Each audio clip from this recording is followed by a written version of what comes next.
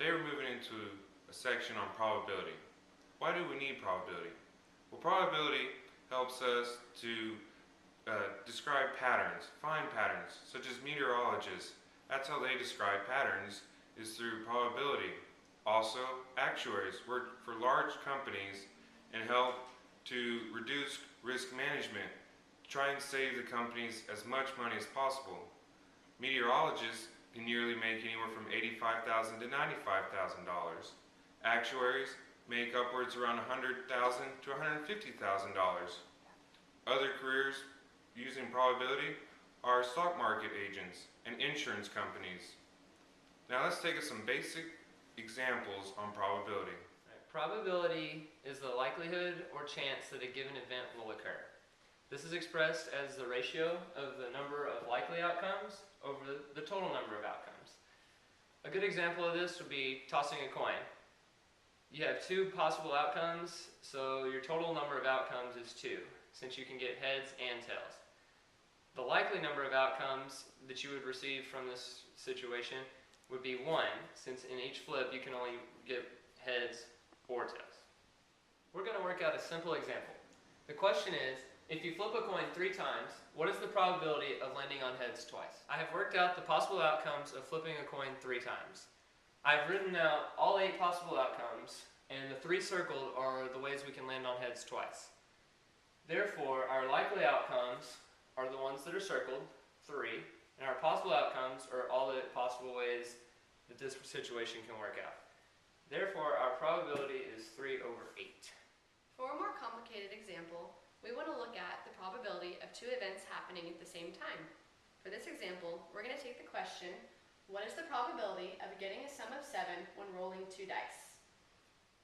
Our possible outcomes for rolling the first dice is 6, because we have the numbers 1 through 6 on a dice. And the possible outcomes for the second dice are the same thing, so we also have 6. And to get the probability of 2 events happening at the same time, you multiply them together.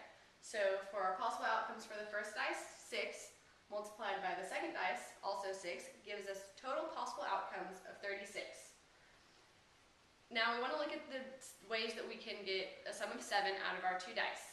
So you can roll a 6 and then a 1, or a 1 and then a 6, or a 2 and then a 5, or a 5 and then a 2, or a 3 and then a 4, or a 4 and then a 3, which gives us a total of 6 possible outcomes of rolling a sum of 7. If we take the possible outcome of 6 over the total possible outcome of 36, we have our probability of 6 over 36, or 1 over 6. Alright, let's look at another scenario where 2 events are happening at the same time. If we roll 2 dice, what's the probability that at least one will have a 5 or a 6 on it? Now we know from a previous problem that for our first dice, there's 6 possible outcomes. And we know that for our second dice, there's also going to be 6 possible outcomes. So if we want the total possible number of outcomes, we're going to take 6 times 6 and get 36. Now, we want to look at the number of outcomes where at least one of our dice has a 5 or a 6. So we're going to have 1, 6 and 6, 1, all the way up to 4, 6 and 6, 4. Likewise, we're going to have 1, 5 and 5, 1, all the way up to 4, 5 and 5, 4. Now, it's very important that we consider all the scenarios where both dice have a 5 or a 6, because we said at least one.